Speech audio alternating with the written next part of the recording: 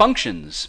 Hello everyone, Ben Finkel here, and in this nugget, we're going to take a look at the role that functions play inside of the Python programming language. Now, functions are a really cool logical construct that a lot of programming languages offer.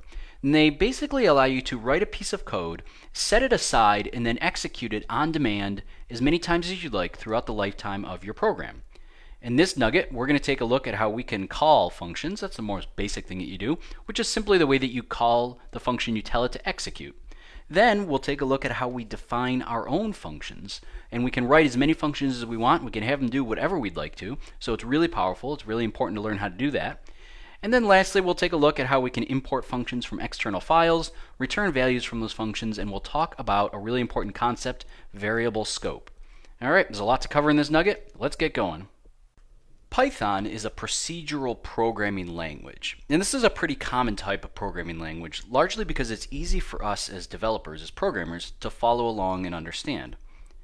And what we mean by that is when you look at a little piece of Python code, it's going to execute each line from top to bottom in order, 1, 2, 3, 4, and the lines are generally read left to right, just like you read a book of text in at least Western languages. So it makes sense. Everything's executed in order. Every statement executes first before the next statement is evaluated and executed, right on down the line. That's how the program is interpreted. That's how you present the instructions to the computer. Well, as we've already talked about in some earlier nuggets, this isn't always ideal. Sometimes we want to do some other fancy manipulation that isn't just straight top to bottom, left to right. So we talked about conditionals, and conditionals allow you to skip over some pieces of code depending on the different state of the variables inside of your program. And we've talked about loops, which allow you to repetitively repeat pieces of code over and over and over depending on, again, the state of the variables inside of your program. So you can make some nice, dynamic, flexible executing programs with a few simple constructs that change up, that mix up that procedural dynamic a little bit. Well, another very basic type of way that we can do this is with something called a function.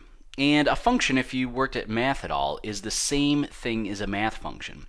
What we're going to do is we're going to take a little bit of code, a little bit of math, a little bit of whatever, and we're going to bundle it up into a separate piece, set it aside, and then use it whenever we'd like. And, you know, we've been using functions a whole lot already.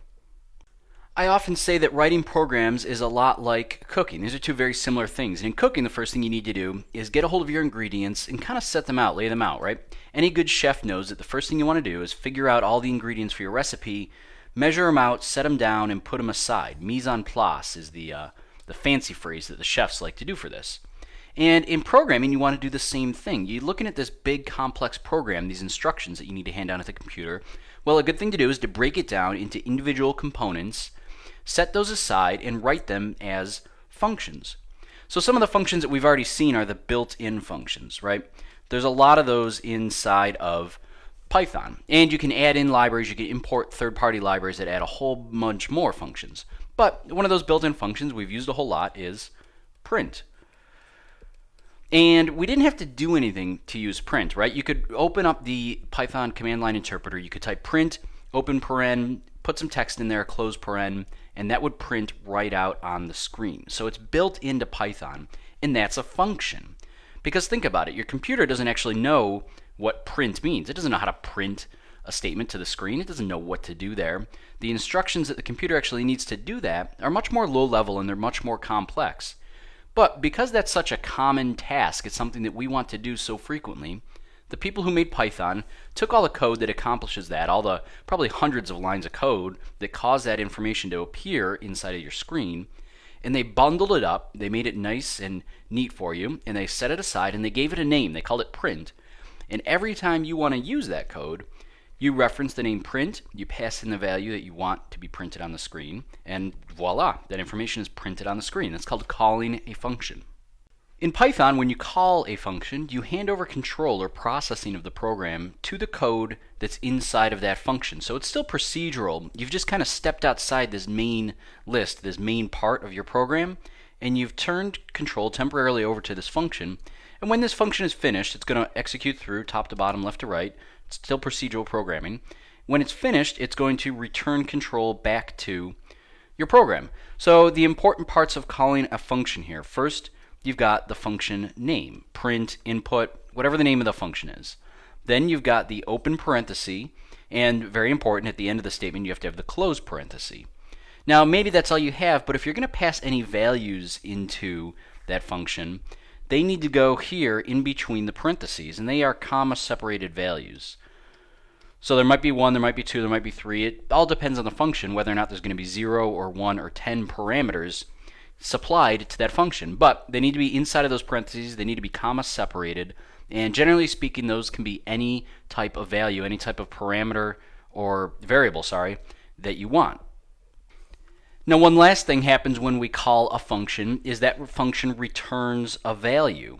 So we've seen this, say, in the input function when we've used input, right? Input, open paren, you put in some stuff, close paren, but then what we're doing is we're collecting information from the keyboard. So when that function is finished executing, it takes whatever was keyed in on the keyboard and it hands it back, and the program expects, Python expects there to be a variable defined on the left hand of an equal sign, an assignment operator, on that function.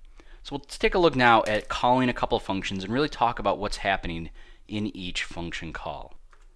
So here I've got a very simple, straightforward program. You can see it just does a few things, establishes some numbers, multiplies them together, prints it out. So let's talk about exactly what's going on here. So first, this is a procedural language. My code is executing top to bottom right on down the line. So I assign the value of 10 to x, and then I assign the value of 20 to y. Then I multiply x and y together, and I assign the result into the variable z. Now I make my first function call. I call the print statement. And notice what's going on here. I've got my function name, print, an open paren. I'm passing in one variable. I'm passing that variable. I'm sending that variable z to the print function. Now the print function itself knows what to do with that variable. So I don't have to worry about anything else. I just know that I'm passing that variable in between my parentheses to the print function.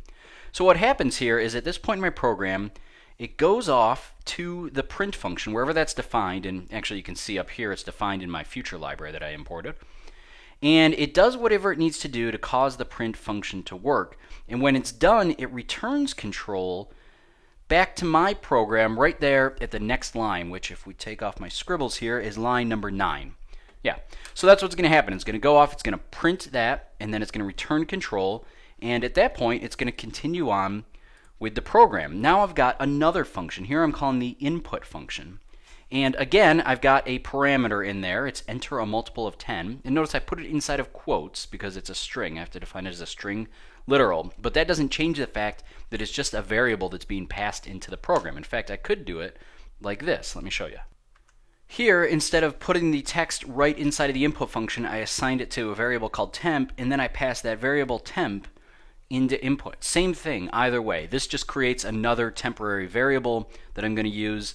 You might want to do it this way. It might make your code a little bit easier to read. You can also, of course, make your code dynamic. You can have the message displayed actually be dynamic based on what's inside that variable. But either way, the same thing is going on. I've got my input, my function name, open paren, my parameter, and close paren. So code is going to get shuffled off to the input function, which is defined inside of the built-in Python library. It's going to do what it needs to do to read keystrokes from my keyboard. And in this case, I happen to know that the input function, when I press enter on my keyboard, it finishes and it returns control back to my program. But this time, I've got an equal sign. I've got the assignment operator and another variable, a variable called a, on the left-hand side of that equal sign. So when input is done executing, when it's finished doing what it needs to do, and it returns control, it's not going to go to 13 yet. A value is going to get sent back from the input function, and it's going to get put into my variable a. That's called a return value, or a result from our function. So I capture the value that the user keys into the keyboard, divide it by 10, and then lastly down here, I call one more function. I do this one more time, calling the print function, and notice that now I've got multiple parameters in my print function. I've actually got 3 parameters. So I print a, that's the first parameter that's sent to the print function, and then I have this little string divided by 10 is, and then I pass in b, that's the result of my math function. So print, again, knows how to handle just one parameter. It also knows how to handle 2 or 3 or 10. It can figure out, based on the number of parameters that you pass to it, what it needs to do. It can handle any number of parameters, and in this case, it's going to print all this off, as we've seen, concatenated together on the screen one after another. So real quick, let's just see it in action, although I think we can all imagine exactly how it's going to work.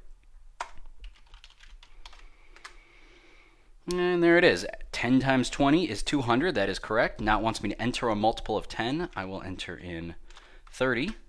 30 divided by 10 is 3, and then it executes. So very simple, no problem. Calling functions, very easy. We do it all the time. There's also another little quirk of syntax that I'd like to show you, and this is common again in procedural languages, but if you're coming from something like JavaScript, this is a little different than how JavaScript works. Say I wanted to do print range of 10 comma a. So here I've done something really interesting. I've got two functions nested inside of each other. I'm actually passing a function in as the parameter to print. Well, how does it print a function? It doesn't know how to do that, and actually it doesn't. Here's the way this gets executed inside of Python. We can do this multiple times. We can nest things inside of the parameters as much as we want, but the lowest level function will get fully executed first. So the range function is going to go off and do its thing, and its return value is going to be passed into print as the parameter. And that's really, really important. I want to make sure you understand that. The function gets executed, it gets evaluated by the program, and the return value is what gets passed into the next function up. So when we see this run, 30, what's going to happen is the range of 10 to 30 is now getting printed out. That's the result from the range function. So I want to highlight that to show off the fact that, say, differently from JavaScript, the function itself is not passed into the print function. The result of the execution, the evaluation of the range function, is being passed into the print function. We call that parameters being passed by value. Write that down on a little post-it note. We're going to come back to it in a few minutes. That's really important for understanding functions, particularly when we start doing defining functions, as in defining our own functions. After all, Python doesn't already have a function to do everything we want to do. If it did, we'd never have to program anything. We just call a bunch of functions. So a big part of writing our own program is going to be defining our own functions. And we do that real easily. We simply say def, and then we give it a function name, and then an open paren, a list of parameters that we might or might not want, colon to finish off that statement, and then we'll have our entire function defined using the indentation, the block indentation syntax inside of Python. So what are we doing here? Well, here we're setting aside one of our ingredients. We're determining how much flour we need, we're measuring it out, and we're putting it aside in a little cup on our countertop so that it's ready to use when we want to use it. It's kind of like the looping function, right? We're taking a piece of code and we're going to use it multiple times over and over and over. We can call a function multiple times, of course. But the difference is, in a loop, we simply execute through it when our program reaches that part of the code, and it does it however many times it's supposed to do it, and then the program moves on. Here, we're almost kind of looping through it on demand. We're calling it as many times as we want, but we're doing it on demand when we want to, and that can be scattered throughout our program in a lot of different places. Let's take a look now at how that works. Let's take a look at this real simple program right here. And I don't do much. My program starts off by defining a function. I call it exp, which is short for, in my case, exponent. We haven't talked about how to do exponent calculations in Python. So I'm going to make a function that does it and prints the value for us. And I've done that right here. So I've defined exp, and then below that I've got my questions. What do you want the base to be? What do you want the exponent to be? And then I call the function. So two different things is happening here. I define the function up top, I call the function down below. I only need to define the function once. I can call it multiple times. Let's see this in action first. Let's see it run. So there, it wants to know what the base value is. I'll say 10 and my exponent 4. So 10 to the 4th is 10,000. You're welcome to go check my math if you'd like. So this called that function after I input my two values, and it multiplied the two numbers together that I put. And again, I can call this function many times over if I want. I could copy this and let's just say, let's call it 4 times right in a row. When I run it this time, I'll do the same thing. I'll say 10 to 10.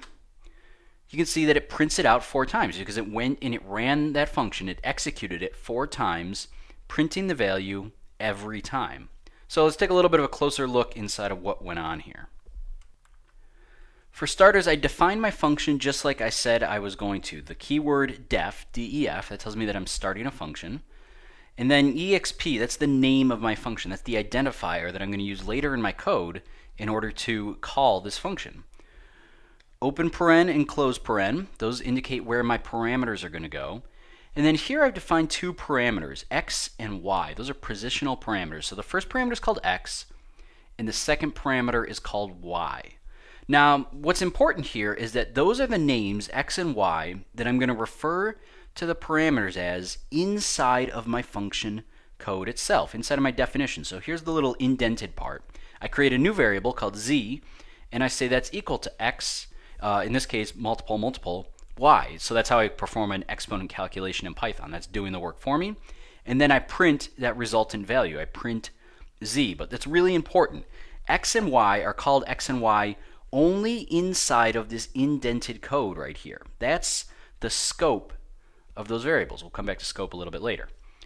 So down here, when I call my function, I actually get two different variable names. I got one called base and one called exponent, and that's what I pass into my function call, base and exponent. I don't reference base and exponent up here in my function. It doesn't know about those variables. They don't exist yet inside of that function. And down here, I can't reference x and y because this part of my code doesn't know about x and y. So that's a little bit something to keep in mind. The other real important thing here is to note that my function definition went first, but it didn't do anything. It basically took that code and it set it aside for use later. So it stuck it off to the side there. And then the first piece of my code that's actually run, that actually executes, is line 7 here, base equals input, right? That's the first thing that happens. So I defined this function, it set it off to the side, and then I called it down below. And it's important to get that function defined up top. Check out if I do this. I'll just cut it and move it down below here, and I'll go back to just one call. We don't need to see the result 4 times. So if I save this, what's going to happen here? Well, we're going to have a real problem. First it asks me for the base value, I'll say 10. The exponent value, I'll make it 10 to the third. And I get an error. I get name exp is not defined. So what's happened? Well, Python, my program, doesn't know about the exp function yet. I defined it down here. So when I got to line 7 right here, there was no function to be called. So you got to make sure that your functions are identified or defined up above before you use them. And one of the best ways to do that, one of the most common ways to do that, is to actually save your functions, store them in a separate file that you import at the top of your main program. So I'm going to come here, and I'm actually going to pull my definition right out of this piece of code. I'm going to create a new file, and all that's going to do is define my function. I'll save it in here. I'm going to call it ben.py. It's in the same folder. It's in the same place as my main computer program, def1.py. So now all I need to do then is up here is say import ben. I don't need to include the .py. It knows that to look for a file named ben.py inside of the same folder, and that's going to cause that function to be imported into this code. So this does a couple of things. A, this makes sure that my functions are defined before I'm using them. I don't have to worry about defining them down below. It cleans up my main code a little bit, right? As long as I give my functions descriptive names, I can look at this and figure out maybe what's going on. I don't have to have my view clogged up by the exp function definition. If I want to see it, I'll just go over to the library and look up and see how it's defined. But otherwise, I've got it right here. So I'll save this, give it a run, and there it goes, 10, 8. Uh-oh, it's still not defined. What the heck? I've imported it. Well, here's a different little thing that I forgot to do. Now that I've imported it, I need to reference it by that name ben that I imported it as. So I actually need to say ben.exp. So just like we saw function calls on some other objects, this function call is now a part of ben. So I have to call ben.exp, and then I can run my code. Let's come over here one more time. 10 to the 6th is whatever that is, million, I think. So there you have it. You can store your functions inside of separate files, clean up your view, clean up your function calls, and you can actually create libraries of functions inside of a single file. I can have more than just .exp inside of my ben.py. Check this out. Here I've added 2 more function definitions to ben.py. So I'm turning ben.py into a full-fledged library. It's got a whole bunch of functions that I may or may not want to use throughout my program. I've still got my exp function up here. Now I've got one I've called print fib, and all that's going to do is calculate my Fibonacci series, and it's going to print it off for me. I'm calling the print function inside of my print fib function. I've also got another function down here called calcfib. And notice I can do cool things. I'm using a while loop inside of my function. That's going to work just like any other while loop. It's going to execute through. So my code is really just procedural code that I've shuffled off into this function definition. I'm also doing a return result, and this is how you get a value back out of your function. And I'll show you how I use them now so you can see how that works. Let's come over here and let's do ben.fib. Remember, we have to call ben.print fib, and we will print the Fibonacci sequence up to 23. Save that, give it a run. That doesn't matter, and then it prints my 10,000. I did 10 to the fourth, and then there's my Fibonacci sequence printed up to 23. But if I didn't want it to print right out, if I just wanted to calculate the results, then I could do this. I could say, you know what? Fib series equals ben.calcfib. Remember, that's the other function name that I have. Printfib printed the Fibonacci series. Calcfib is going to calculate it for me. And notice it's case sensitive, so I have capital F's there. I got to make sure I use capital F's in my function calls. And I'm going to calc the fib up to 23. And then down here I can do print fib series. Again, save it. I'll go ahead and run this one more time. 10, 4, and there you go. Now it printed the series up to 23 because I called the print fib function first, and then I calculated it and printed my own calculation. That result, of course, if you noticed, was being passed inside of a list variable. So I got a list type variable out of my function. I printed it off on the screen, and I got my Fibonacci sequence listed. Pretty cool, right?